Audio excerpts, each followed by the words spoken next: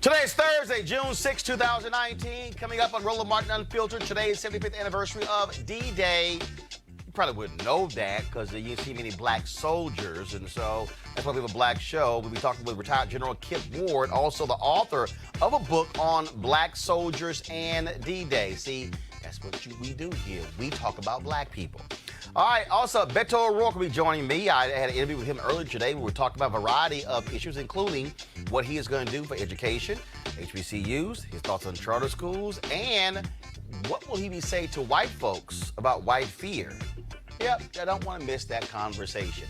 Black youth suicide between the ages of 5 and 12 has surpassed that of white children. What is going on? We'll talk to an expert. Plus, the editor of The Atlantic says writers who can write really long features are almost exclusively white males. I have something to say about that. And Central Park 5 prosecutor Linda Fairstein loses her Woman of the Year award from Glamour. It's about damn time. And guess what? More crazy-ass white women. Yes, we have video. It's time to bring the funk. I'm Roland Martin Unfiltered. Let's go. He's got it. Whatever the miss, he's on it. Whatever it is, he's got the scoop, the fact, the find. And when it breaks, he's right on time and it's rolling. Best believe he's knowing. Putting it down from sports to news to politics. With entertainment just for kicks, he's rolling. Yeah, it's Uncle Roro, y'all. Yeah, it's Roland Martin. Rolling with Roland now. He's funk, he's fresh, he's real, the best. You know he's Roland Martin now.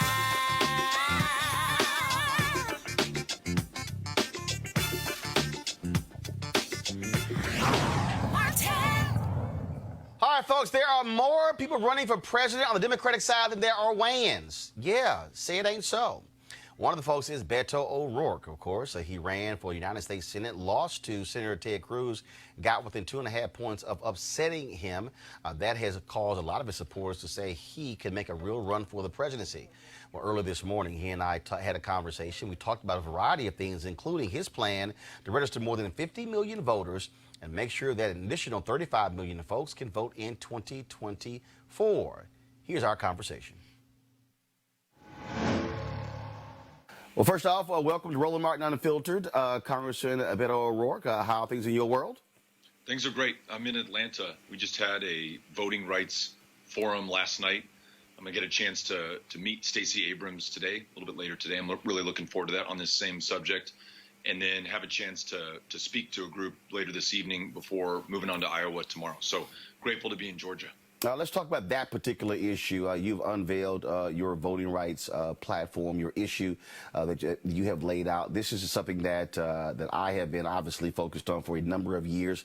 The reality is that on the Republican side, there's this constant focus to suppress the vote all across the country, whether we're talking about Georgia, whether we're talking about Florida, Alabama, Mississippi, especially in North Carolina.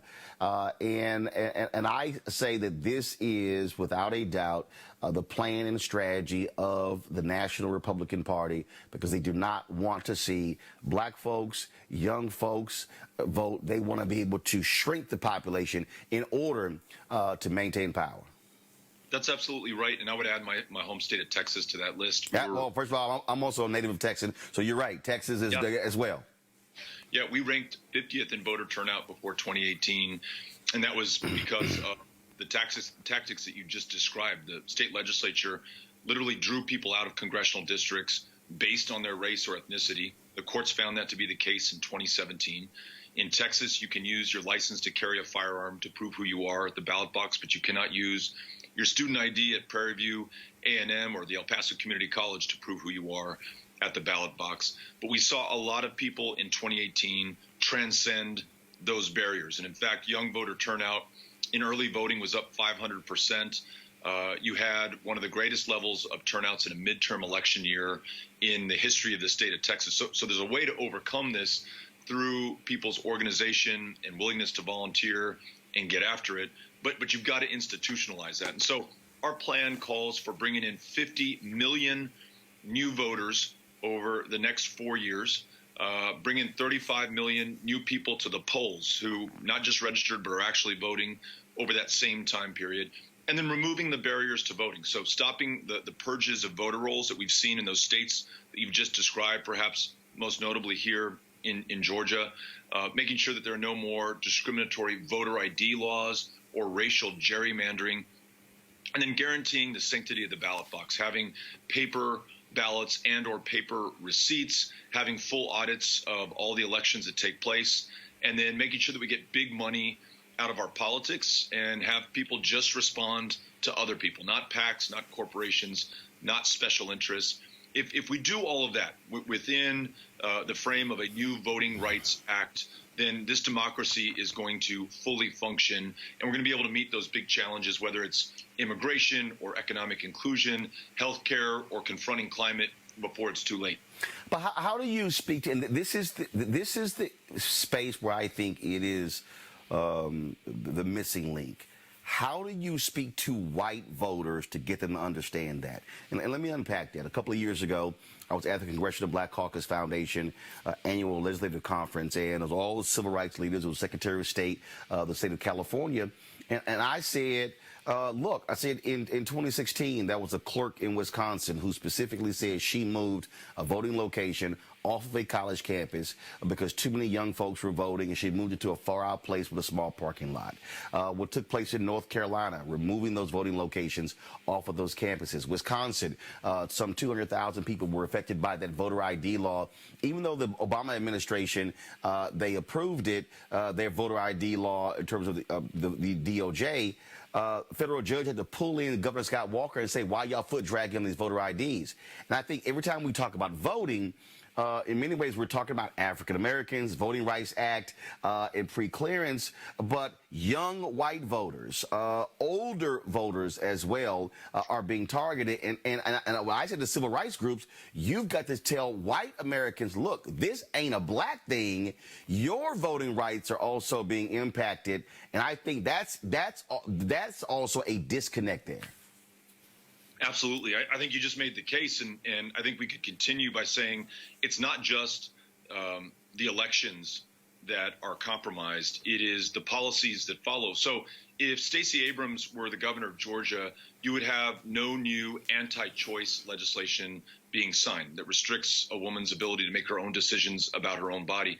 Now, that affects women of color, but it also affects white women in this state. You might find some common cause in the policies that follow fraudulent elections like the one that was held in Georgia. Or you mentioned North Carolina, where I think fraud is the right word to use in a congressional district where the will of the voters was subverted. And thankfully, they're going to redo that election. I think the Democrats going to win if there is a level playing field. So I think you're absolutely right to say that we've got to find the common cause that makes this not just an issue important to communities of color, but an issue to everyone in America, because anything that any one of us wants to be able to achieve will only be possible if everyone is brought in to this democracy. And we're beginning to see some good changes in Georgia. As you probably know, there's the New Georgia Project, which is going to ensure that we get those registrations and folks actually out to the polls. In Texas, the Texas Organizing Project. So really from the grassroots, even before you have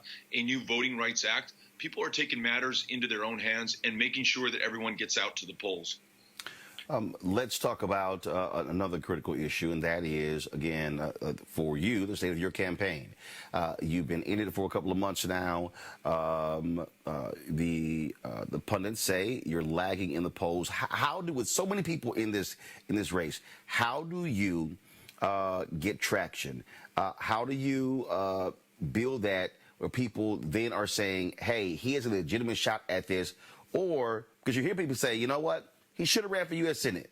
He should have stayed in Texas, built folks there, targeted John Cornyn. What do you have to do to gain traction in a field with 23, 24 candidates?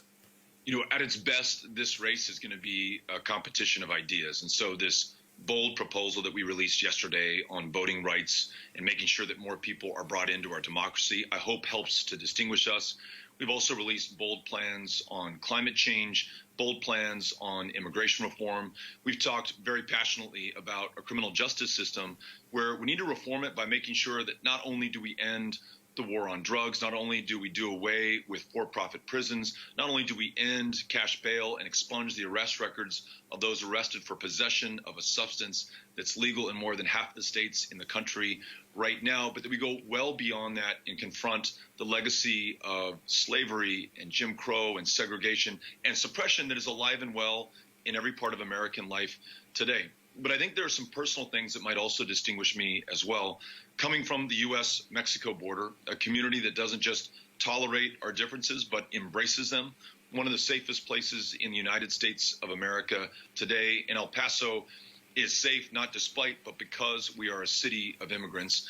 And in this race that we ran last year in Texas, one of the reddest states in America, we went to every single county and brought people in. It didn't matter how rural, how small, how red. We were going to show up with the courage of our convictions, talking about the most important issues, but then bringing you in to this process. And we also didn't take the big blue places for granted either. We showed up there as well and included people in the outcomes of that election.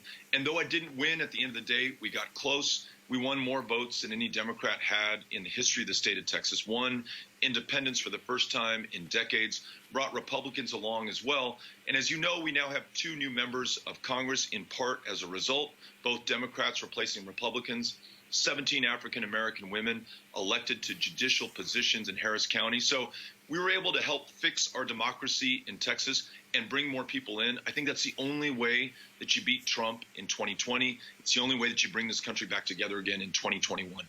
One of the areas that is also critically important that I talk about a lot deals with economics, and that is you've got 2.6 million black-owned businesses in America. 2.5 million of those only have one employee.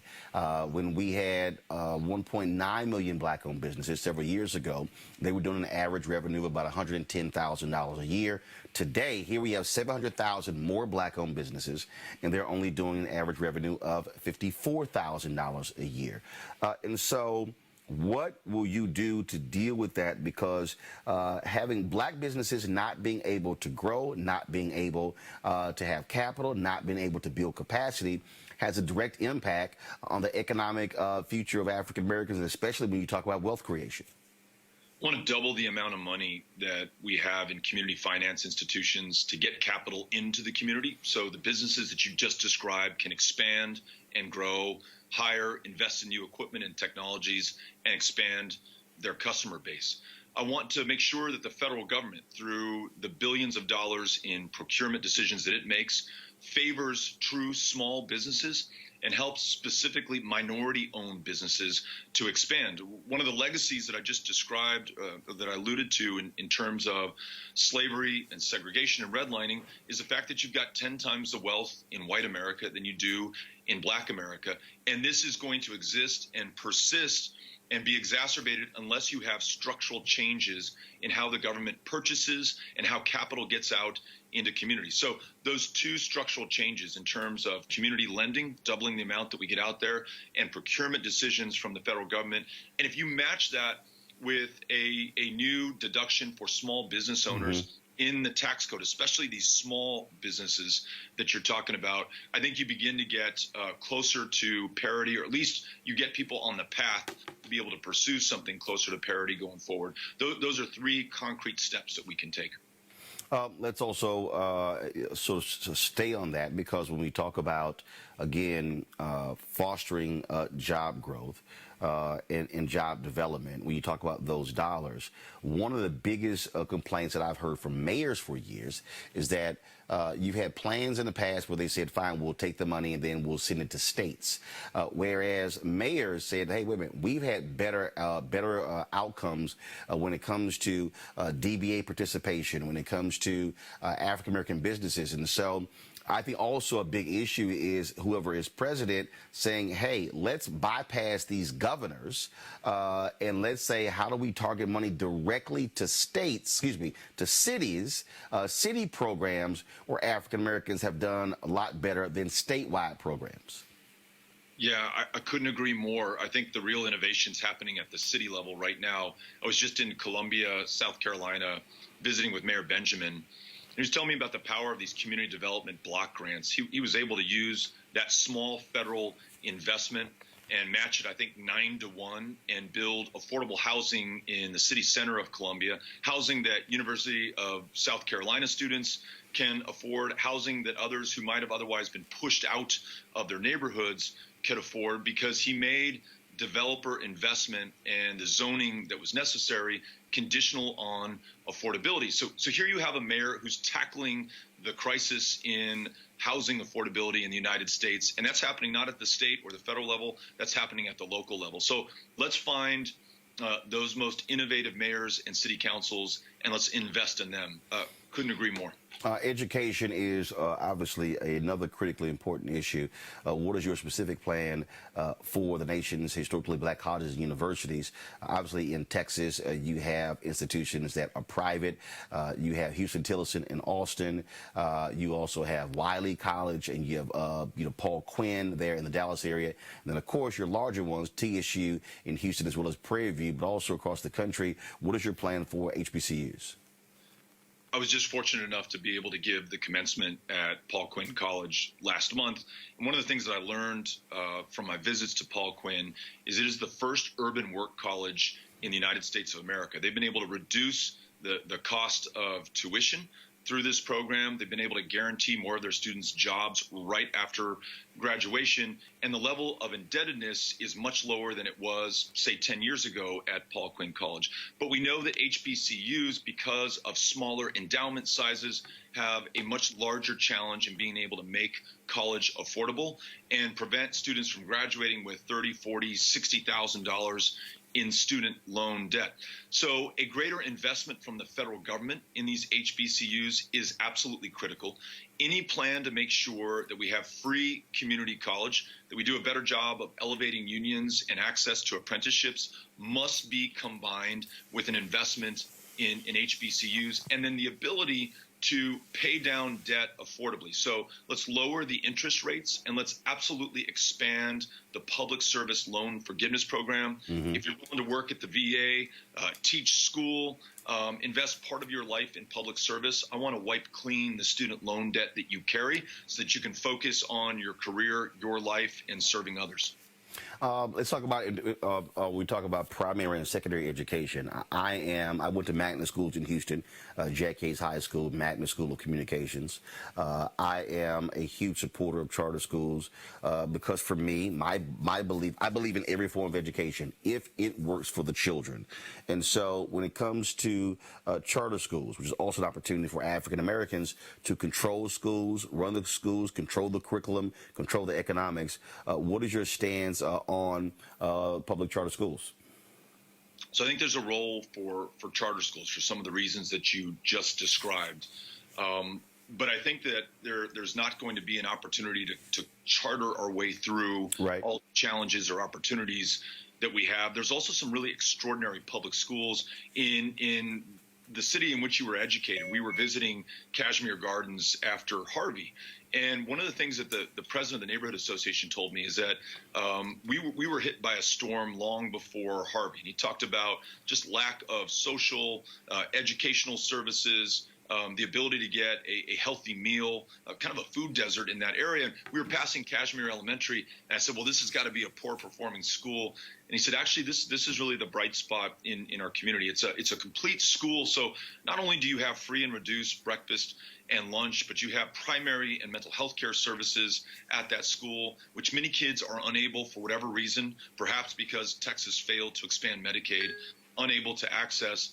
But they're able to access them there at that school, world-class public school educators, instructors, and teachers. So I think investing in them, making sure that pre-K is universal across this country, that teachers can focus on just one job because they don't have to work 2 or 3 as they do throughout Texas and too many states in this country right now. That's going to necessitate greater federal investment in programs like the Individuals with Disabilities Education Act, Title I funding. Make sure that those are laboratories for innovation as well. So I think that public education can be foundational to our larger economic success, but we've got to make it a primary focus. And right now it is not. Well, I got a couple of minutes left, and so when we talk about also how we move forward, I said this to Senator Bernie Sanders, and I've said this to every other white Democrat.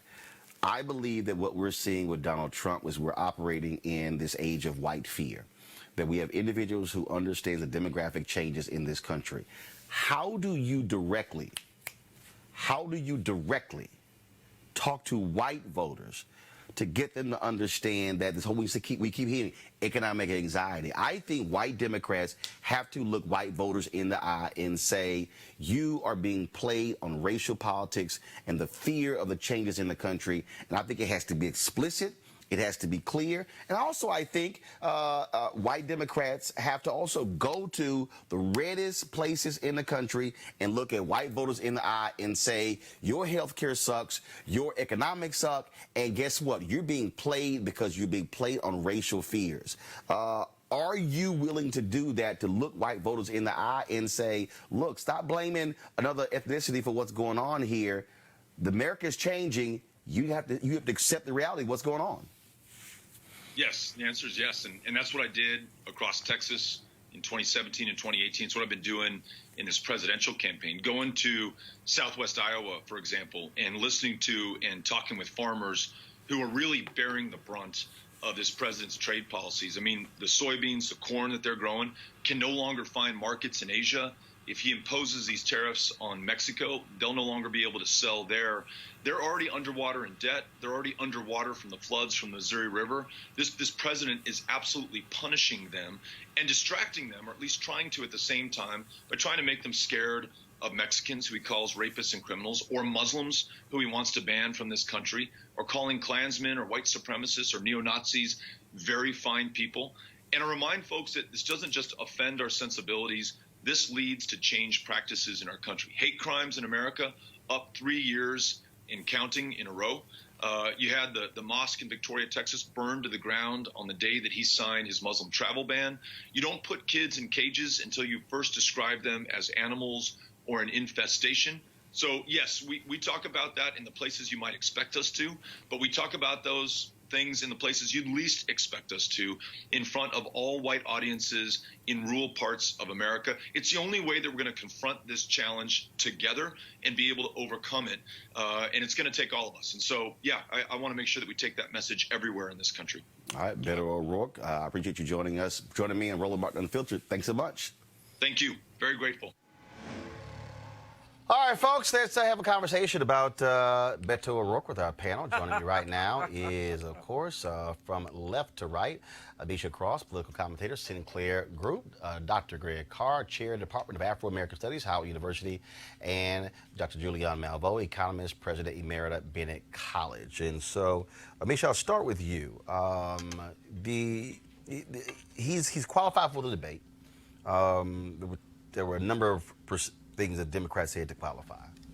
But the reality is, with all of the hype, all of the attention, I remember in 2018, I was at different places, and there was some young black kids. They were like, "Oh, he must run for president. He's the only one can win." And I kept saying, "But he lost." And that was it. And it was this. And again, and so he comes out, Vanity Fair cover, all of this coverage, and then peters out. There are 24 candidates. And the reality is, he's not in the top 5, top 7, top 8. Chuck Schumer's sitting there going, why aren't you running for the United States Senate? Do you believe that he should be running for president, or he should have stayed in Texas and run against Senator John Cornyn for that seat next year? He definitely shouldn't be running for president. I think that he was oversaturated during his Senate run last go round, but he definitely, came into this with a lot more esteem in himself than he probably should have had. Anyone who says I was born for this it should raise our level of sensibilities. But also, I think that there was an air of white male privilege in a lot of his conversation. And I think that that's coming back to bite him, not only in terms of losing American support, but also not really being able to separate himself and his ideology from some of the other candidates. Right now, in a lot of his policy proposals, they look exactly like the other, or at least the top 15 candidates in the race. Joseph Pinion, Republican strategist, joins us via Skype. Joseph, it was really interesting because I have been sparring with Beto supporters all day long. They've been arguing with me about Texas, saying I have no clue about Texas politics. I even had one dude from Albany, New York, who was trying to tell me about Texas politics, and I said, out of the two of us, which one of us actually took 7th grade Texas history? I did, because I'm from there. And they kept talking about how he came close. And they got really mad at me because I said, let me be clear. Coming close isn't winning. Winning is winning. Losing is losing. And they kept talking about how Beto is the only person who could put Texas in play. And I had to remind them that, no, 2000, Al Gore ran for president, was the former U.S. Senator from Tennessee, lost his home state. Had Al Gore won his home state, he didn't need Florida. If Al Gore had just won Tennessee, he would have been president. And so it's really interesting just listening to them go back and forth. And I kept saying, yes, you're right. The enthusiasm, all the folks who out there.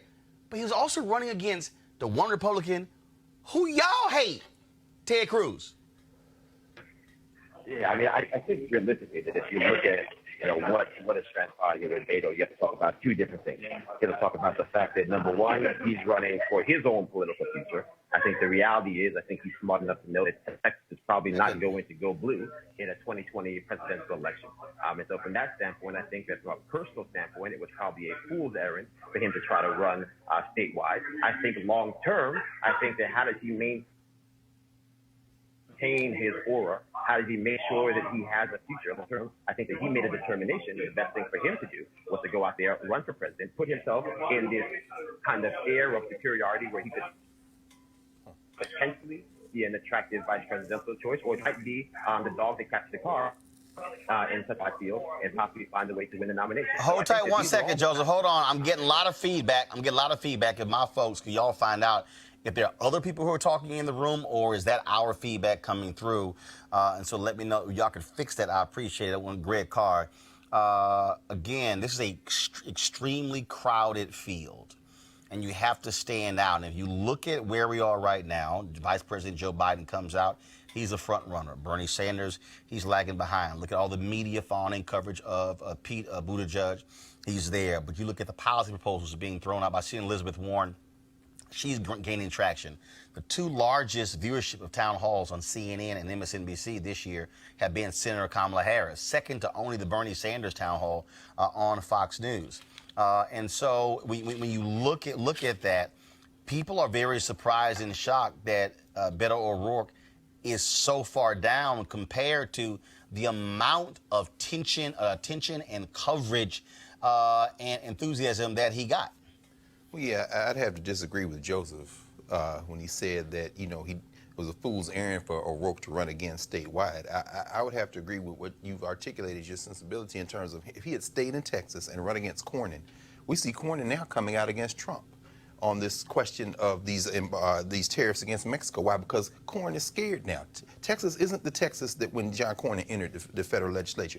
And, and I understand O'Rourke is young, he has some talent, but his namesake, not Beto, but Robert Francis O'Rourke, as in Robert Francis Kennedy, by that age, he had been Attorney General of the United States. He had been in the United States Senate. He had run a presidential campaign, his brother, John Kennedy's campaign. Beto O'Rourke is a great example, and Pete Buttigieg, as far as I'm concerned, of real affirmative action. No, you're a white man who decides you're just going to run for president. Dude, but if you wanted to really advance that agenda, which a lot of that came from H.R. 1, the voting rights bill that the federal legislature passed, the Congress actually, advanced, then you would stay at home in Texas and help the Democratic Party flip Texas. That's your job, unless it's all about ego. But just a minute. Hold on. I'll come to you. So go ahead. Yeah. This is simmering in white privilege. This is what he and Buttigieg are simmering in white privilege. They are failed candidate. Buttigieg, what, 120,000? Well, first of all, he's not failed. He actually was elected. He was mayor of South Bend. In the case of 150,000. I know. In the case of Beto O'Rourke, he was a member of Congress. True. But he didn't do anything when he was a member of Congress. What legislation can we put his hat on? What can we say he stood for? I got you. You know, and so this, I mean, you had a great interview with him, but he is not worth two dead flies in my mind. If he was serious about doing anything, he would stay his behind in Texas and run for Senate, which he could win after the previous enthusiasm for him. But to run for president is like the hubris of these people who think that they can be president of the United States because they white. Well, make sure. Go ahead. Say, in this conversation about him running for Senate in Texas, I think that there's a missing piece here. Castro is actually set up to run against Cornyn. And I think that Castro, to be honest, is a better candidate. I don't think that Beto would have been able to best Castro in any meeting. Yeah, but here's the problem. That's a good point. He's also running for president. So again, you have other what, Castro. No, you talking about? no, but So you like have Lottie Dottie. yeah, but what I'm saying is, president. you have arguably the two top Democratic candidates to run in Texas who are running for president who are not in the upper echelon. That's just the reality. Joseph, I think we fixed the audio there. I keep hearing this line from Beto supporters and trust that they be coming at him saying that he scares Republicans. The reality is his run against Ted Cruz did get the attention of Republicans. But I also keep reminding people he was also running against the most hated Republican. President George W. Bush did fundraisers for Republicans all across the country. He refused to do one for Ted Cruz. And so to me, I think, and I totally understand. And yes, I can look at the numbers, the surge of independents, young voters across the board. But there were Republicans who hated Ted Cruz. I think it might be I think if he ran against Cornyn, you would, I think, have a much better view of whether or not Texas is transitioning away from being a solid red state. And that's why I believe, had he taken the time, not run for president, built the infrastructure, kept his team in place, focused on voter mobilization in 2019, and geared up for 2020, Democrats could also, Republicans have to defend a lot of seats, and so it would be a much better position. But I just think it's going to be very difficult to get the traction with all of these candidates. And I think if you get down to like September and October, and if he is not around 10, 15%, it's going to be a problem. No, I think realistically, if you look at it, I would tend to agree with the notion that Beto O'Rourke was probably not the best choice to be running for president of the United States. Having said that, I would say if you look at Texas, I would agree that it's no longer a solid red state. You're looking at a situation where you have Harris County, which is literally a county which is larger than Iowa. I mean, if it was a state, it would be the 25th largest state in the nation, right? So Texas is very much trending towards blue. But I think somebody like a Julian Castro would have been a much better choice to run statewide in Texas. I think if you look at it realistically, you're looking at a situation where the Texas situation right now is 4 years from now, right? So if I was giving Beto O'Rourke political advice, I would tend to believe and tend to lend myself to the notion that he had no business running statewide, because I think he would have ended up being a two-time loser with no political future. So I think if you're looking at it from just a raw political standpoint, yes, maybe it would have been better for the Democratic Party had he run statewide, had he continued to register voters. But I think it would have been unrealistic to think that he was actually going to be able to win statewide in this environment. Well, I'll say this here. I'll say this here. When you look at what's happening in Texas, first of all, Texas is Texas is not trending blue. So let me just unpack that. And again, this is going to hurt all the feelings. And again, we're going to sort out the audio issues with Joseph, so he's going to go away for a bit. We'll try to get him back once we sort it all out. It is down. So again, and this is really for a lot of the Beto people, okay, who are into hero worship. They're like, you're bashing Beto. I'm like, no, I'm not. I'm trying to explain to you what is reality. I am born and raised in Texas, born and raised in Houston. I've worked in Dallas, still own a home there. That was first of all, Texas used to be a state that was all blue. Democrats controlled the entire state. Senator John Tower was the first Republican elected statewide in Texas in 1984 since Reconstruction. 1994 was the last time Democrats actually won statewide. That year, George W. Bush beat Ann Richards. But if you actually look at the results from that year, the lieutenant governor, the attorney general, the comptroller, they were all the land commissioner. They were all Democrats. Those are the top 5 out of the top 6 positions. Now, it reached a point where Dallas County flipped all red. John Cruzo, the brother who's now the district attorney in Dallas County, had to run as a Republican to get reelected as a judge because no Democrat could win. Fast forward about 5 or 6 years. It flips. Lupe Valdez, Latina, lesbian, she becomes the sheriff in Dallas County. Cruzo runs as a Democrat. The DA, Democrat. Judicial positions, Democrat. This county flipped. Harris County flipped. Why? Because the Dems focused on what have a straight ticket balloting. Republicans used to dominate straight ticketing. Democrats figured it out. Why do you think they saw results? So what happened in 2017? Republicans in the legislature got rid of straight ticket voting in Texas because the Democrats figured it out and they took control in Dallas, in Harris County, Bexar County, which is San Antonio, Travis County, which is in Austin. They saw what was going on. The problem in Texas is, though, even with their gains in Dallas County and Harris County, Republicans still control every statewide elected position. And so all the Beto folks keep tweeting me, and I keep telling y'all, wake the hell up. Oh, it's going to turn blue. When you haven't won a single statewide position in 25 years, there's no such thing as we're about to turn blue. In order for you to turn blue, you got to win 1, then 2, then 3, 4, 5, 6, 7. What does that require? It requires strong candidates with infrastructure, with the ability to motivate, the ability to raise money, which is why you got to have your strong folks also running on the statewide level for U.S. Senate. But see, to the point of our panelists, and this may not be the case with Beto, and you think it is, that's fine. But you look at the guy who's from Montana. His wife said, we're only going to D.C. if he becomes president. They gave no consideration to the United States Senate. Right. But you know why? Because they don't want to be backbenchers. They want the power of the presidency. And yes, Donald Trump has actually changed this whole equation because everybody now thinks they can be president. But the reality is, but you look at Senator Kamala Harris, district attorney, attorney general, United States Senate, now she's running. And so as we're watching this whole thing, just understand that's the case. I'm going to put a prediction down right now. The first debate is in a couple of weeks. The second debate is going to be in July.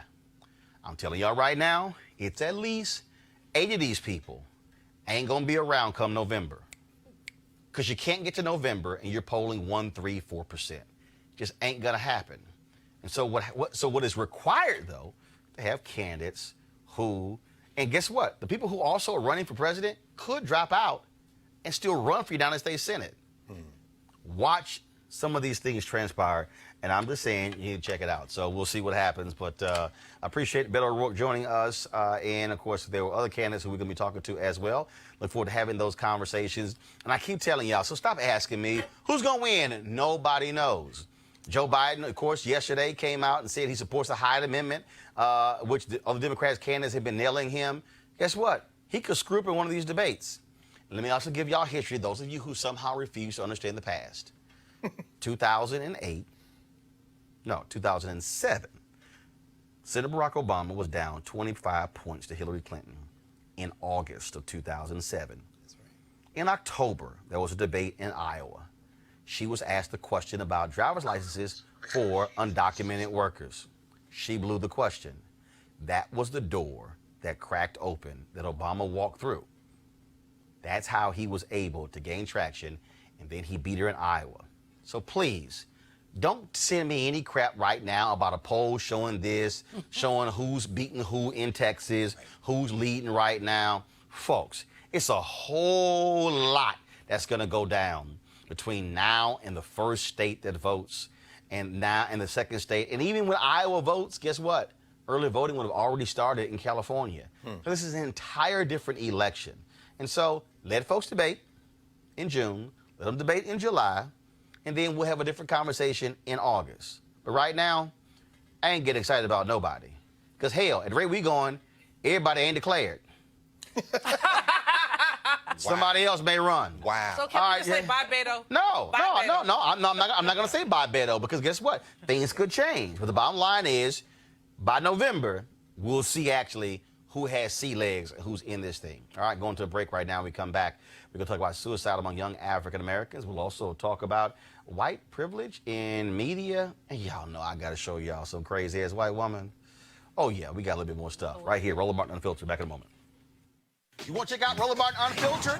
YouTube.com/Roland S. Martin. And subscribe to our YouTube channel. There's only one daily digital show out here that keeps it black and keep it real. It's Roland Martin Unfiltered. See that name right there? Roland Martin Unfiltered. Like, share, and subscribe to our YouTube channel. That's YouTube.com/Roland S. Martin. And don't forget to turn on your notifications so when we go live, you'll know it. All right, y'all, for the first time in the history, the rate of suicide by young black children between the ages of 5 and 12 has surpassed that of white children. In addition, according to the Journal of American Medical Association of Pediatrics, black boys are at even greater risk due to factors like racism, depression, and exposure to violence.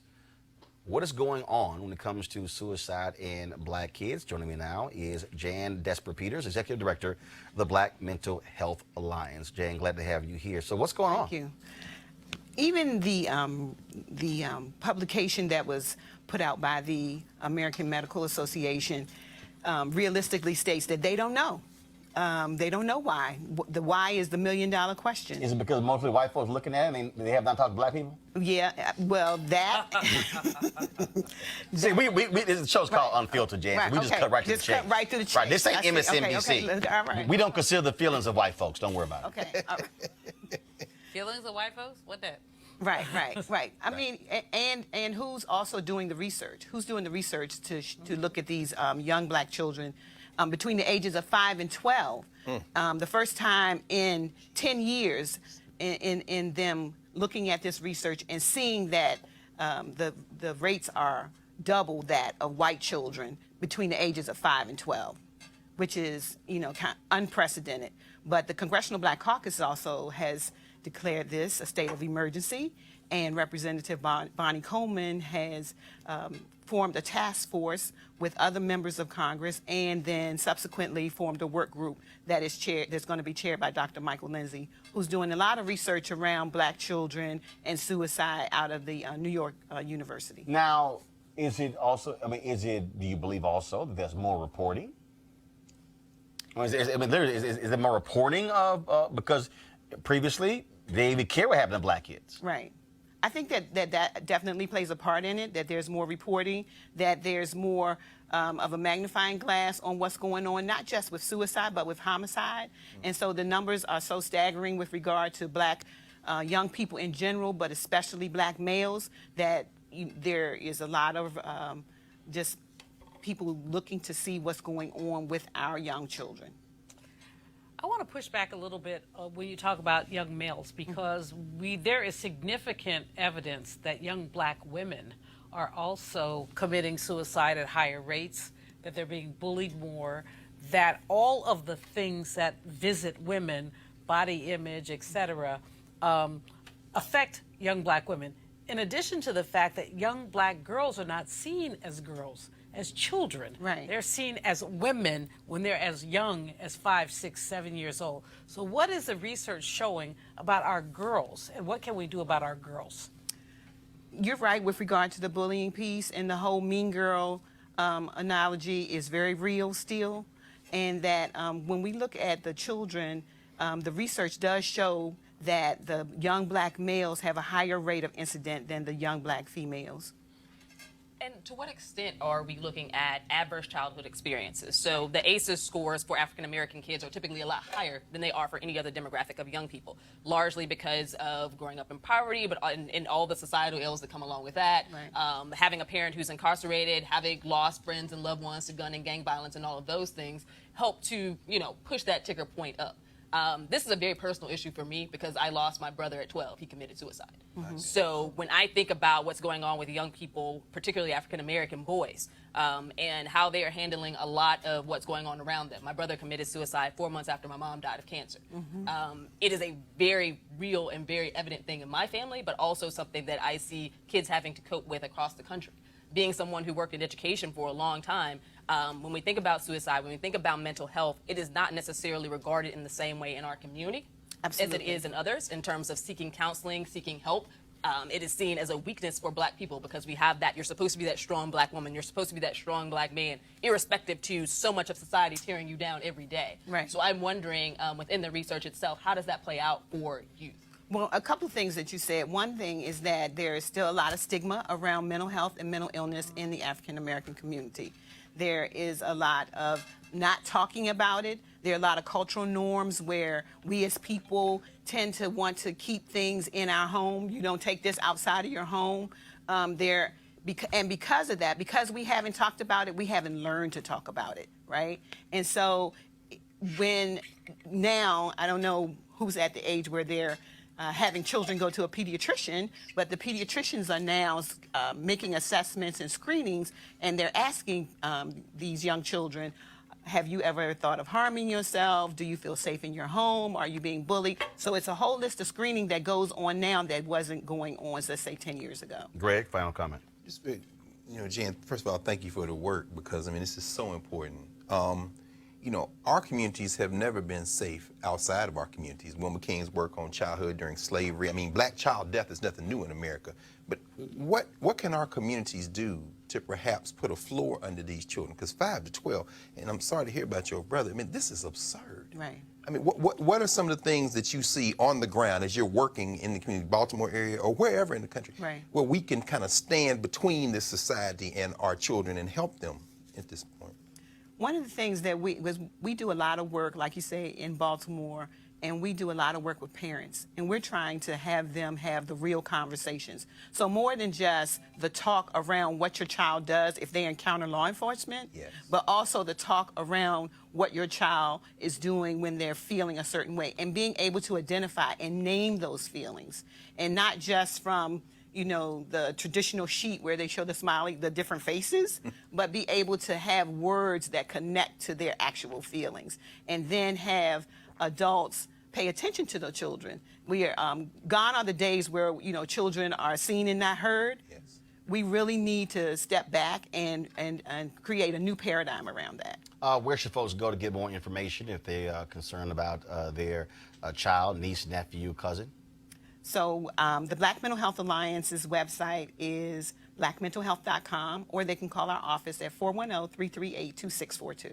All right, Jan Peters, we appreciate it. Thanks so much. Thank you. Thank you all. It's so important. All right, today marks the 75th anniversary of D-Day. Of course, that was in the Allied invasion of Normandy. More than 9,000 Allied soldiers were killed or wounded, but their sacrifice allowed more than 100,000 soldiers to defeat Adolf Hitler in Germany. And of course, mainstream media, they've been covering this story all week. Donald Trump is overseas along with many other American leaders, but you have not seen lots of attention focused on the role that black soldiers played in that battle. Joining me right now is retired Army General Kip Ward, and also the author of the book, The Forgotten, Linda Herview. That particular book is about, of course, black soldiers and World War and D-Day. And before we go to them, hear the words of some of the soldiers who actually served.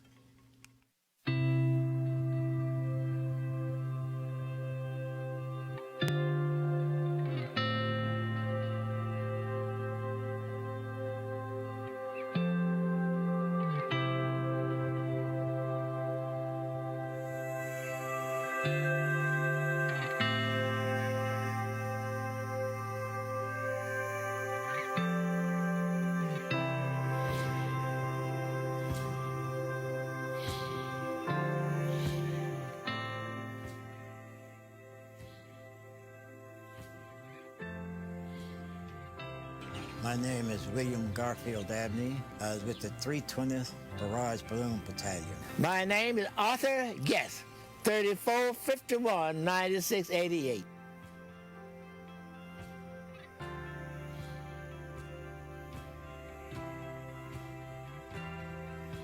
One reason I ain't had no reason to go fighting because the American wasn't that good a place to fight for, not for a black man.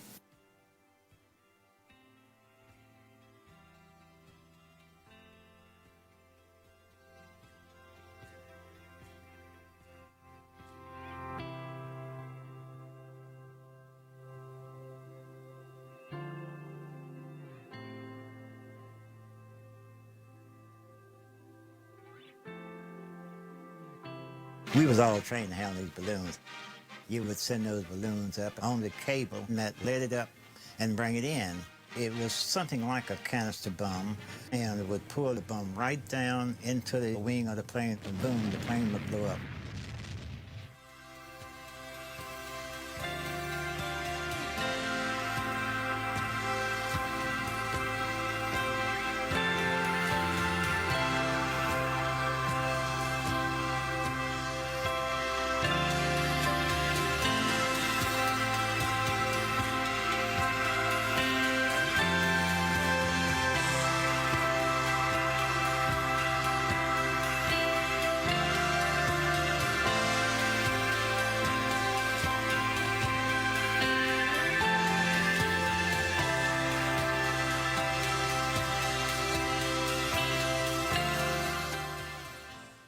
We certainly thank all soldiers who served in the United States military for their sacrifice in all of our wars, including World War II. But we specifically wanted to focus on these black soldiers.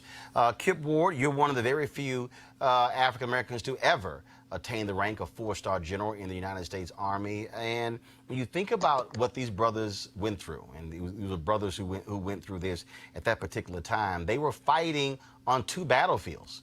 They were fighting for America against Hitler, and were fighting against America because of racism at the same time. You know, Roland, absolutely. First of all, good to be with you again. And, you know, those men, and in some cases women, who served during all of our nation's wars, as you've indicated, had many reasons for serving. Clearly, one of those predominant reasons was maybe by doing what they did to show America that they, too, were men, women, worthy of everything that this country had to offer. By going into battle, they could achieve those freedoms here at home. Certainly, as we know, wasn't always the case. And Kip, and when I was, again, so I love the people on social media because we operated in real time. So when I said the men, there were no women who were on the beach in Normandy that particular day. So I was specific to that because that's what we're dealing with. We talk about what black folks went through. We talk about again, here you are wearing a patch, we representing the United States, saying, pledging allegiance to fight for your country, knowing full well that when you go back home, you are going to have to encounter a different conversation. And over history, the role that these black soldiers played on D-Day, often not talked about. They certainly understood that. Coming back home, knowing that what they fought for abroad wasn't going to be available to them at home. But just as today, you know, the hope for a better tomorrow was a motivation for many of them. But by serving, maybe things would change for not necessarily them, but for those who would come behind them. And so their courage demonstrated in so many ways valiantly because they fought selflessly and fully knowing that what may be available for them wouldn't be there. But maybe by doing what they did, it would be something that those who would come behind them, other black Americans, could in fact have for themselves. Can you share with us, in your time in the Army, that you crossed paths with any of those soldiers who fought on D-Day, those black soldiers? As you pointed out, no women to be sure, and only about 2,000. Unfortunately, many of them have gone on. I did meet one who has now passed on, who was in the anti-aircraft balloon barrage battery. Now, that was a group of men who were on that initial assault there. It was the 320th Anti-Aircraft Barrage Battalion. And so I met one of those gentlemen in fact, during the 60th anniversary of D-Day, when I was the Deputy Commander General of the United States Army Europe, and I was over there in charge of the European part of the commemoration, and he was in fact present then that time. I believe there's only one of those men still living today. When we think about, again, this history, when we think about black soldiers, I remember when Bill O'Reilly had the audacity to question Colin Kaepernick, saying he needed to read his book about World War II to understand patriotism. And I chose to actually read off a litany of books that Bill needed to read to understand black patriotism. To me, there is no greater patriotism to fight for a country that didn't love you. Absolutely. I mean, that, as I said, this was the height of selflessness in doing something for a country that didn't return it, but with the hopes that over time, other black Americans would be able to take advantage of the rights, privileges that this country provides as its ideal. Last question for you, Kip. What would you say to somebody right now why they should join the U.S. Army? Why should they should join the U.S. military? There are multiple reasons. There is no single reason why anyone would serve. And as I talk to youngs today who are currently serving, they're serving for a multiplicity of reasons. For better gain, something for educational benefits, for love of country. These men and women serve today for reasons that are personal, that are societal, wanting to give back in some cases, wanting to better themselves in other cases, for the love of country in some of those same cases. And so there is no single reason why young black men and women serve, for a multitude of reasons. And thankfully, they do continue to serve because it is, in fact, that service that over time I think is important that this nation will ultimately come to understand, acknowledge, and have huge respect for. It's there in some degree, clearly more to go. All right, then. General Kip Ward, always good talking to you, man. Say hello to the wife. I shall. We'll do that for sure. Thanks very much. I appreciate it. Thanks a bunch. And folks, just some history. Kip Ward, he was the first commander of AFRICOM. That was the fifth command that was created under President George W. Bush. He was the first commander of AFRICOM, and again had achieved the rank of 4-star general. Also, we're scheduled to have Linda Herview on the show. Guys, put the cover of her book up so I can let folks know. And that if you don't have it, just go to my iPad. The book is called Forgotten: The Untold Story of D-Day's Black Heroes at Home and at War. Guys, can y'all fix this? I don't know why you're not being able to see it. So fix that, please, because I'm showing it's connected right here. And this is important. I'm going to go our panel real quick. This is important because, again, when I went off on Bill O'Reilly, unfortunately, a lot of people who have no idea about our impact in the military. There was a campaign called GRED, the Double V campaign, that was going on at the same time, that launched by the Pittsburgh Courier, picked up by the Chicago Defender and others. It started in World War I, victory at home and victory abroad. That's right, because of the lessons we learned in World War I. Black folks have fought in the American Revolution as many blacks fought for the British as fought for the Americans, because we didn't care who won. We were trying to get free. I appreciate what that elder said. He said, I don't know if I had really a reason to fight. My father and 3 of his brothers, 3 of the 4 men in his side of the family were drafted into World War II. My Uncle Virgil fought for the Red Ball Express. Those were the brothers they sent out to refuel the tanks. If a German sniper hit that thing, they went up in flames. Emmett Till's father was executed by the United States military. He's buried in a segregated cemetery in France, and that ring that was on his finger at the time, that's how they identified his son's body in Mississippi, because he was convicted of the crime of sleeping with white women. So it's called the paradox. Julian, hold on. Great finish. No, the reason I'm just saying this is that the books like Forgotten. Another book called Liberators. We talked about Sister Leah Chase, Love, and Patton. General Patton, the 761st Tank Battalion, those were some of the first brothers who went in and broke into Auschwitz and the German to the concentration camp for the Jews.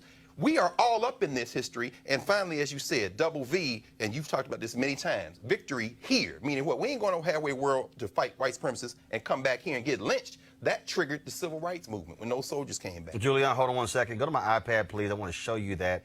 The book is called Patton's Panthers of the African-American 761st Tank Battalion in World War II by Charles Sasser. So I wrote a book after September 11th called The Paradox of Loyalty. Yes. The subtitle was The African American Response to the War on Terrorism.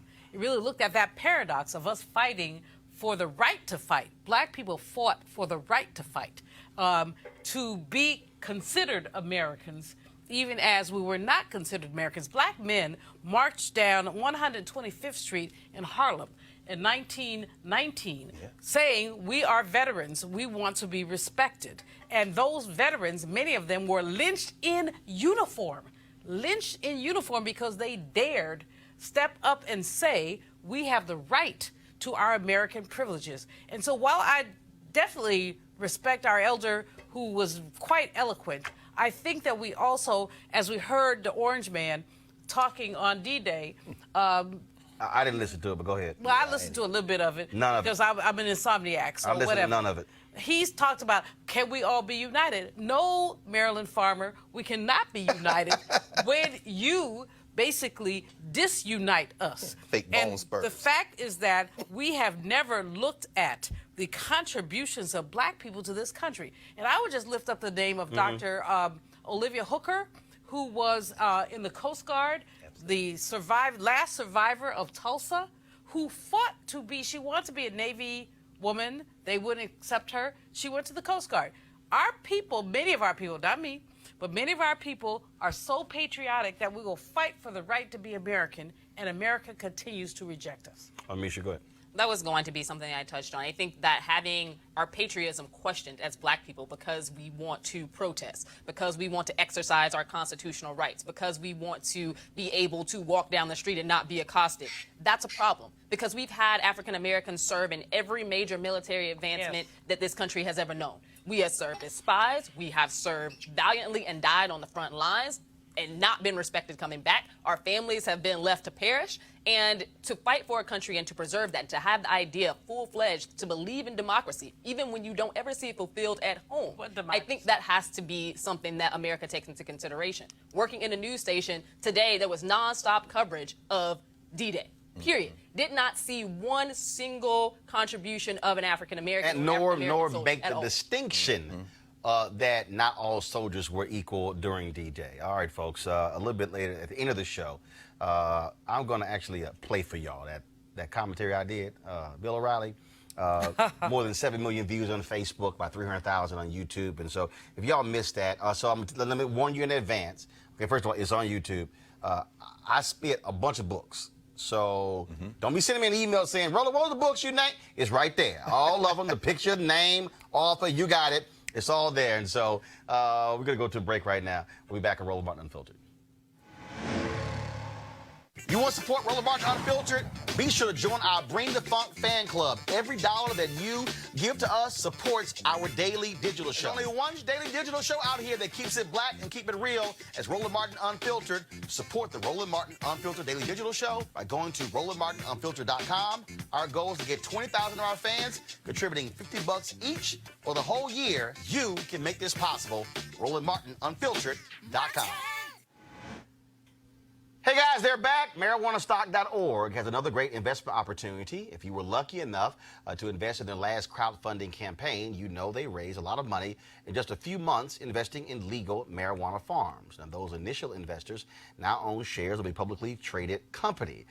Folks, the last time, again, a lot of y'all missed it. Y'all were emailing me. Oh, what about it? Well, guess what? Now they have a new investment opportunity that is as good, if not even better than last. I'm talking about industrial hemp CBD. Now, for those who don't know, the hemp plant is the cousin to marijuana with a much higher concentration of CBD, which means hemp CBD gives you all of the benefits of marijuana without getting you high.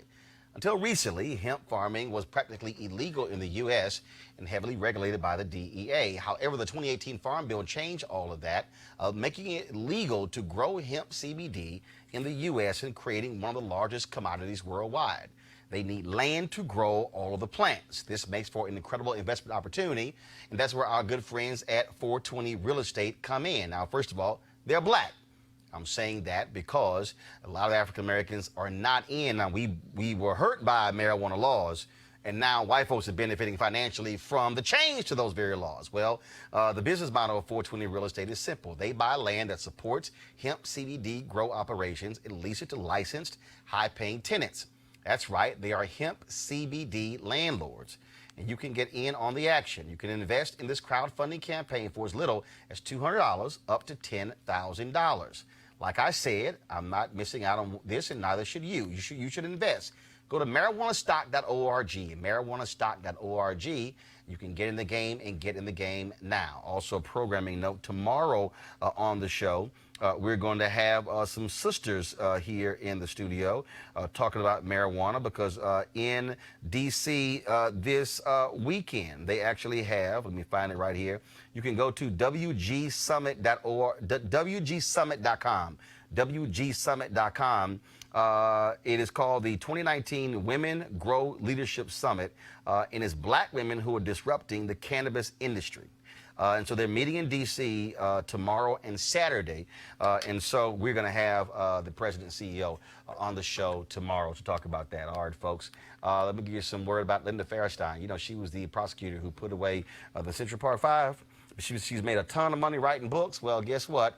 She had to resign earlier this week from Vassar College, as well as another group there in New York. Now she's been stripped of Glamour Magazine's Woman of the Year award, which she got in 1993. They now admit that they were wrong. This all comes on the heels of Ava DuVernay's drama series on Netflix called When They See Us. The petition to call for her to lose her book publishing deals and for Amazon to remove her books has now surpassed 25,000 and maybe as high as 50,000. I'm going to double check in a minute. It's on change.org. And so we certainly shall see what happens, but she should lose everything. Everything. Everything. No speeches, no books, no awards, nothing, because she is still walking around saying that those 5 committed the act, and we know that's a doggone lie. All right, crazy white people. Y'all know what that means. No charcoal grills are allowed.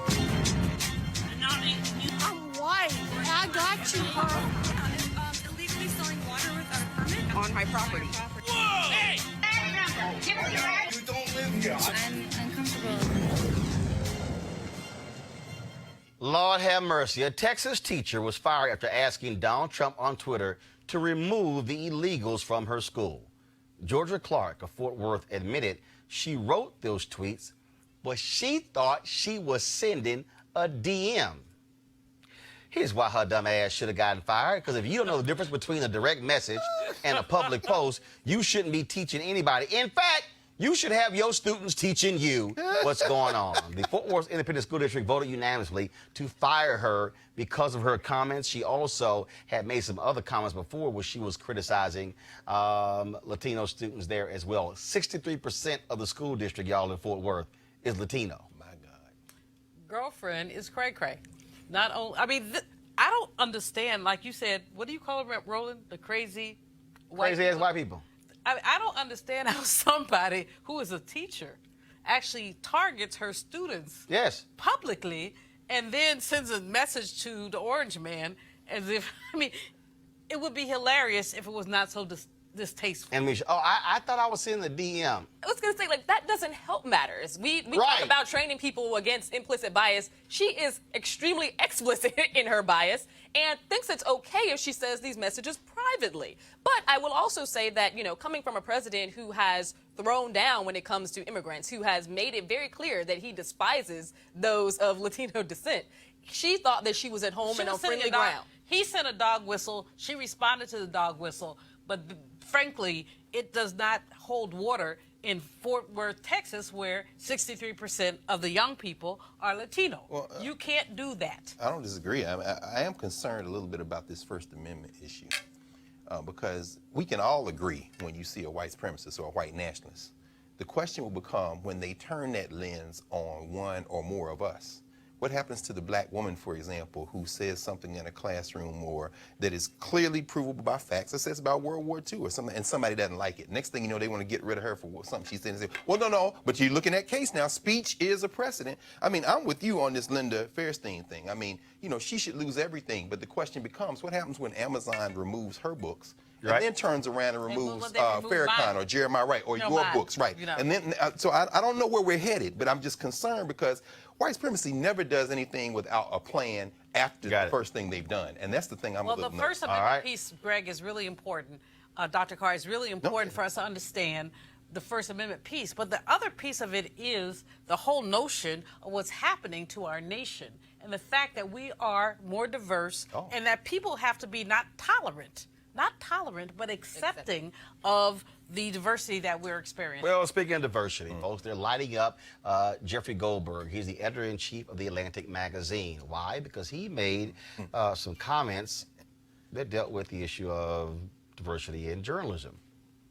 He says that pretty much the people who can write long-form pieces, 10,000-word pieces, exclusively white men. This is a quote. It's really, really hard to write a 10,000-word cover story. There are not a lot of journalists in America who can do it. The journalists in America who do it are almost exclusively white males. Now, some have said that he was trying to make the point that they are trying to fix that. But in fact, I want to pull something. Let me pull this story up because he actually said something else that I thought was interesting, which is really going to be the focus of my commentary on this. Because y'all know, I have no problem at all sitting here jacking these folks up because of what they do. And you have to, and remember, y'all, I am in the business of words. I listen to what people have to say, and I go through the whole deal. And so this is actually what he said. We continue to have and actually it was a column he wrote. It was a column he wrote where he took questions from folks, their audience. He said, we continue to have a problem with the print magazine cover stories, with the gender and race issues when it comes to cover story writing. Of the 15 print issues the Atlantic has published since January 2018, 11 had cover stories written by men. Quote, it's really, really hard to write a 10,000-word cover story. There are not a lot of journalists in America who do it. The journalists in America who do it are almost exclusively white males. What I have to do, and I haven't done this enough yet, is again about experience versus potential. You can look at people and be like, well, your experience is writing 1,200 word pieces for the web and you're great at it, so good going. Now let me unpack that. Here's the fun. Now, again, you're looking at somebody who is Vice President Digital for the National Association of Black Journalists, lifetime member, third time being on the board of directors, previously secretary, before that, the National Student Representative. You're talking about somebody who went to a communications high school in Houston. So essentially, I've been doing journalism since I was 14 years old. That is the last 36 and a half years. What I have experienced in 36 and a half years in this industry has been white supremacy. Meaning, if you truly look at that statement, what he is saying that the people who really can write long 10,000-word pieces, they're white men. Y'all, that's white supremacy. Meaning you think you're better. Now let's unpack that. The reason he's saying that is because if you look at the magazine industry all across the board, who do you largely see? White folks. When Spike Lee did one of his previous movies, he said, I will not do any magazine interviews unless you send a black journalist. Oh, white folks lost their mind, but it forced them to look at their newsrooms. They looked up and went, damn, we don't have anybody to send, because they didn't even acknowledge that it was an all-white newsroom. This is the equivalent of saying, you know what, it'd be great for an African-American to be the CEO of a company, but you know what? Those with the experience to run companies are simply white men. But see, what bothers me is when he talked about this whole issue of, when he said experience versus potential. See, if you are a real editor and you want to fix this problem, and then you have individuals who work at your place who are black, and they've written 1,200-word articles, do you know what you do the next time? You assign them a 4,000-word article. And then when they do a 4,000-word article, you assign them a 7,000 or 8,000-word article. And then when they've done that, you assign them a 10,000-word article. Actually, it's not hard. I've run 3 black newspapers. Every paper I've run, there were some people who were excellent, who were top of the line. But I always knew I couldn't solely depend upon them because I might need somebody else to write a cover story one day. And so I had to look into the newsroom to say, okay, was your skill set, and your skill set? And what I'm going to do is I'm going to give you a shot to do this here. Let me explain to you what we do here at Roland Martin Unfiltered. My control room is right there. Henry directs the show. Stephanie is sitting next to him. She's a producer. I said, Henry, I need Stephanie cross-trained to actually direct the show. Chelsea, who sits over here, who also is the associate producer. She's had to learn how to use the robotic cameras. Atlantis, my niece, who runs tapes, she also had to learn how to use robotic cameras. You know why that's the case? I need everybody to be cross-trained. Every person who works here is going to have to learn to use the Canon XA25, how to use that camera, the Canon XF405 4K camera, how to use it. Why? Because that's what leaders do, Jeffrey. They train up. They coach up. And if you're serious about this, that's exactly what you should do. And stop making excuses. There are black folks who now write for The Atlantic. Adam Sir. Jamel Hill. And others. Adam Harris. Are you trying to say to me they don't have the ability to write 10,000-word stories? Right. It is because white men who are in power are comfortable assigning stories to other white men to doing the exact same coverage. It is no different than when you see these folks who are the ones leading the conversations in politics are largely white men. I have been at the table with 2 presidents where they've had the television anchors in the room. And I can tell you, in one of those meetings, before Lester Holt became the NBC Nightly News anchor, who was the only black person sitting in the room? Yours truly. When Lester got the job, guess what? We were there. Under Trump, when they invited some people, Yamiche Alcindor, who's not a television anchor, was there for PBS. It was Lester, me, and Yamiche. I brought Derek McGinty along because I had an open spot. They had 2 for us. Why am I saying that? It's because what black people have always said is, yo, when the hell we gonna get a shot? It's the same thing. If you keep pursuing white supremacy by trying to use experience as the reason why we can't find anybody, that's why you'll never find anybody. Because as long as you say if 11 men wrote cover stories, you're going to have more men writing because you never actually make the effort. And here's the other piece. If you got somebody who isn't seriously experienced, but they have enough experience, that's why you have good-ass editors to edit their pieces. Y'all, I keep telling y'all, and I need y'all to hear me, why this is the last bastion. This, media. Why? Because media is America's greatest export. The world knows us because of our movies, because of our television shows, because of our newscasts, because of our music. That is what is exported to the world. People learn about America through what they see and hear on the big screen, small screen, now when it comes to digital media, and also when it comes to music as well. And so when Hollywood says, oh, we can't take that black film and they don't do well overseas, they do. You're actually promoting the same nonsense. Because when you say that, that means we're not going to put a black person in the film here because it's not gonna can't take it overseas, so therefore we can't sell it. So the black person never gets to be the lead. So you understand how this whole thing goes? This is the game. And I keep trying to explain to y'all that. And see, what I also keep trying to explain to y'all, why it's important, why you got to have shows like this and black people running it, because I can do a roll call right now of the black people who have come through my shows, Washington Watch, News One Now, and Roland Martin Unfiltered, who when you turn on cable news, all of a sudden you see them. Paul Butler at MSNBC, Angela Rye at CNN, Shermichael Singleton, when you saw Paris Denard, when you see David Swerdlick, Lauren Coates, when you saw her on Hardball, she was on a panel on Hardball. Whose show does she host? Mine. Hosting ain't the same as a panel. You know what that's called? Opportunity. I saw Lauren said, I think she has host potential. Put her in the chair. Now she has her own show on Sirius XM. But CNN, y'all ain't seeing CNN put her in the host chair. But she can. And guess who says she should host Jeopardy one day after he retires? Alex Trebek. What did Alex Trebek see in Lauren Coates that nobody else saw? But CNN won't put her in the host chair. Do y'all see where I'm going? Jeffrey Goldberg, do you see where I'm going?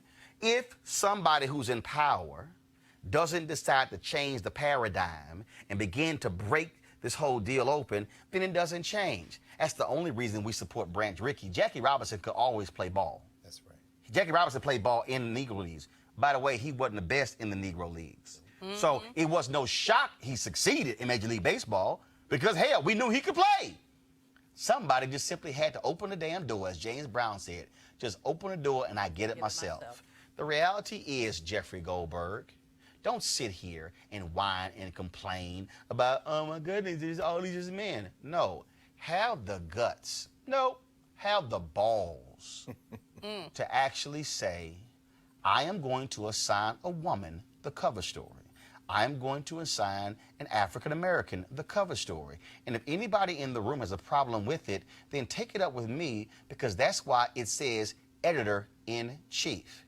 Jeffrey, I've run 3 black newspapers and I had total control. I ran blackamericaweb.com. I had total control. I was the host and managing editor of News One Now. I'm the host and managing editor of this show, and I'm the owner. And guess what? I run it. My suggestion to you, learn how to be a damn leader and change the game. Poop or get off the pot. Poop. All right, y'all.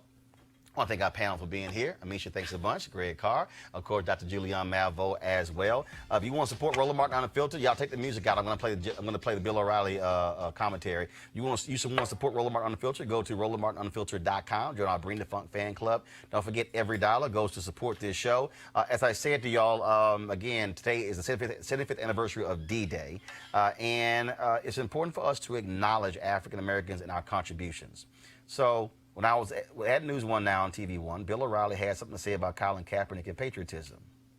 Then I had something to say to Bill O'Reilly. Y'all get to enjoy this. I'll see y'all tomorrow. Speaking of not caring about black people, Bill O'Reilly. Oh, Lord. Folks, the Fox News host the other night, 2 nights ago, he tried to chastise Colin Kaepernick. Hey, he's written some book, and then he decides to go on his show, actually on the Today Show earlier. Then he goes on his book, and he said this about the San Francisco 49er quarterback who's been protesting by kneeling during the national anthem for the purpose of bringing attention to police brutality. So here's my message to Mr. Kaepernick and his sympathizers. No nation is perfect, but American police officers very rarely shoot civilians. The statistics prove it. Also, while there is social injustice and blacks have suffered in this country, most Americans deplore bias, and we have seen tremendous improvements in that area. To overhype the few police shootings that do occur and to create hostility toward your own country should be put in a basket of deplorables. Perspective is everything in life.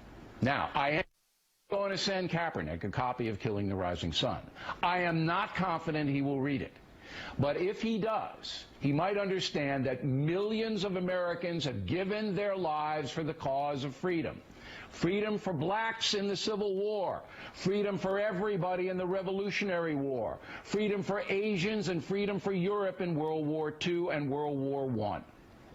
I do not respect Colin Kaepernick's actions. I think he is wrong in the extreme.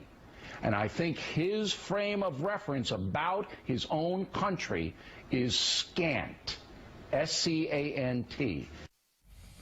And I think that is stupid. S-T-U-P-I-D. Here's the reality. Did Bill O'Reilly just say that millions of Americans gave their lives for the freedom of black folks in the American Revolution?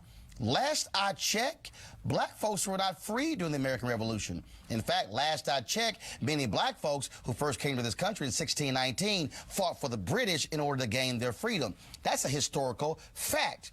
Bill, what books are you reading? Because last I checked, 1776, America founded.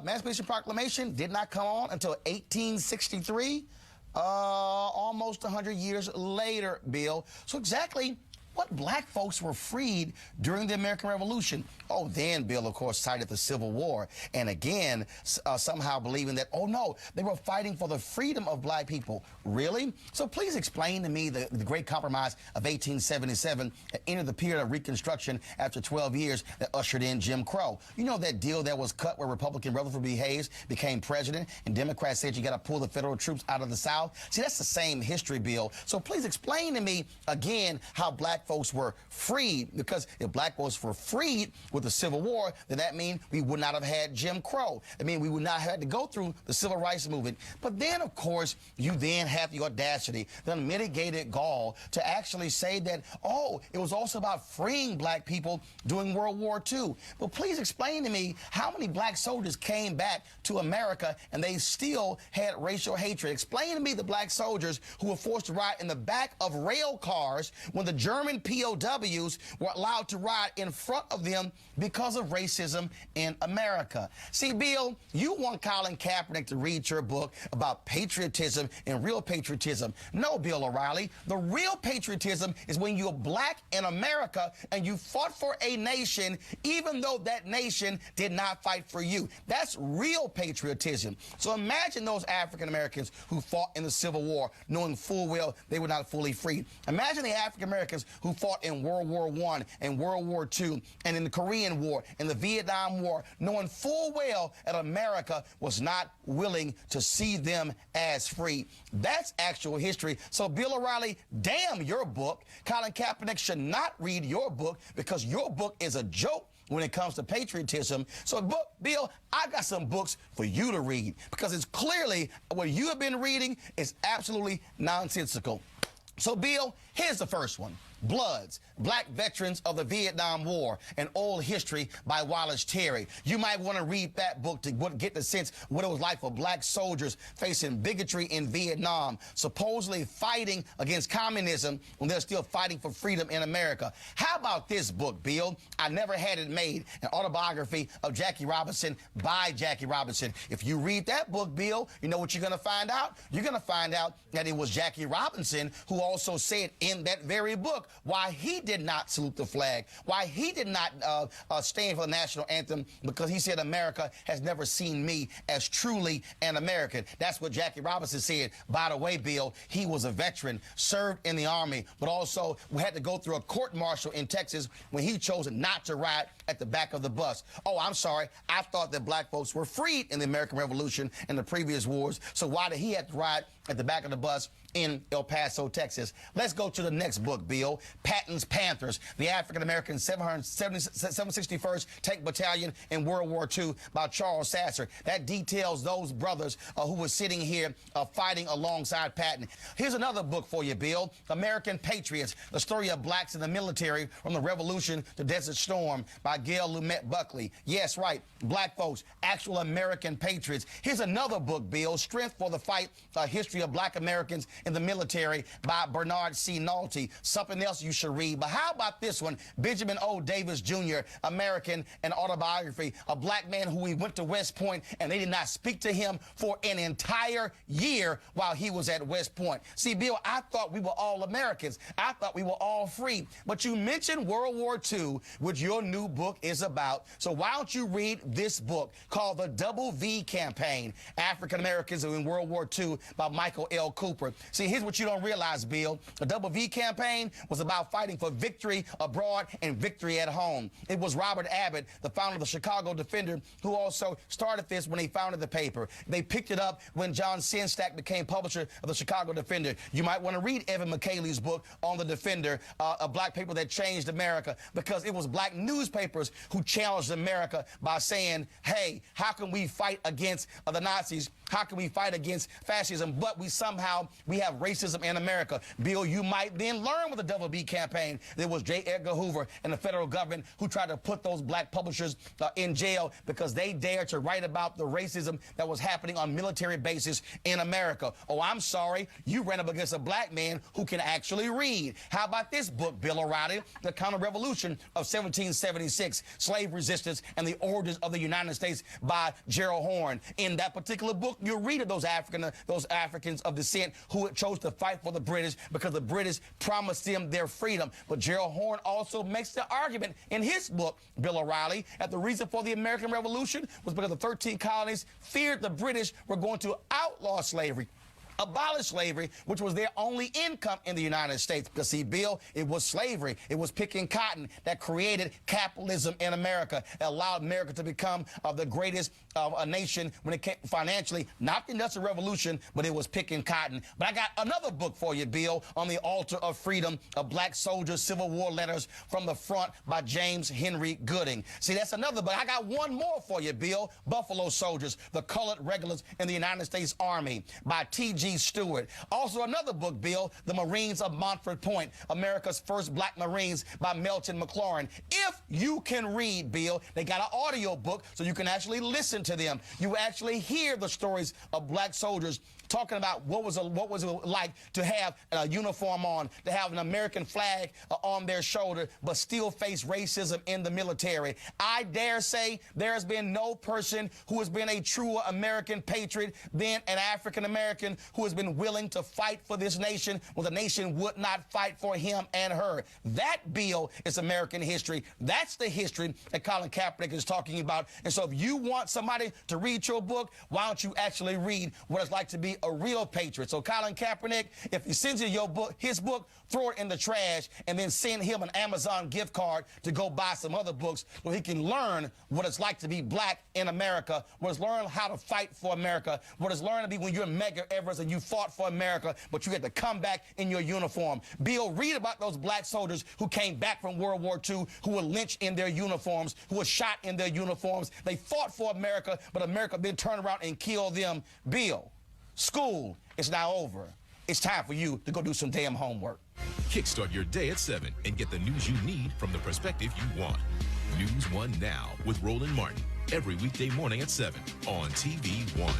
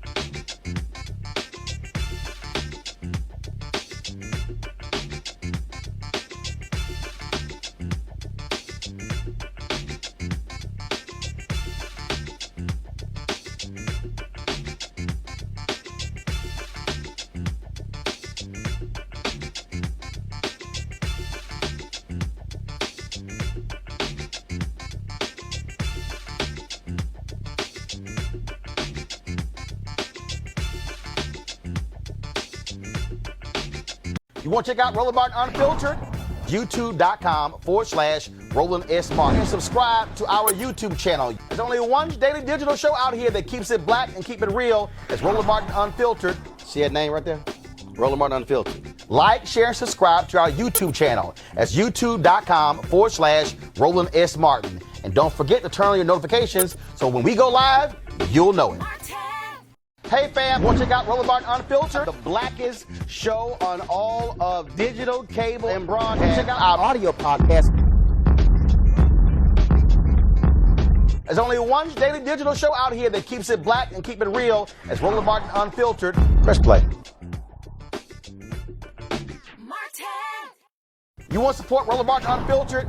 Be sure to join our Bring the Funk fan club. Every dollar that you give to us supports our daily digital show. There's only one daily digital show out here that keeps it black and keep it real. It's Roland Martin Unfiltered. Support the Roland Martin Unfiltered daily digital show by going to RolandMartinUnfiltered.com. Our goal is to get 20,000 of our fans contributing $50 each for the whole year. You can make this possible. RolandMartinUnfiltered.com.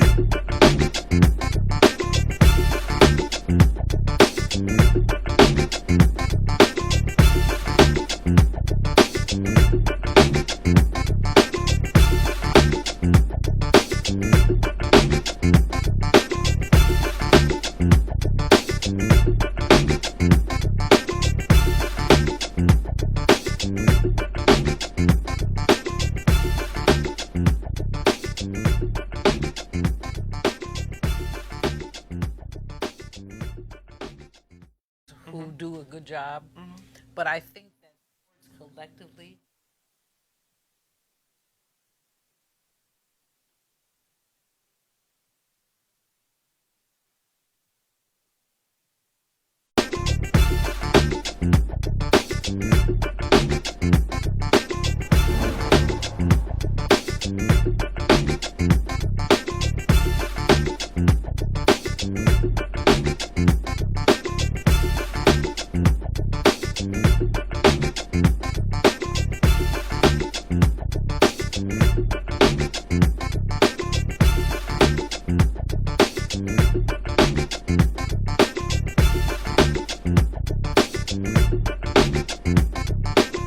You want to check out Roland Martin Unfiltered?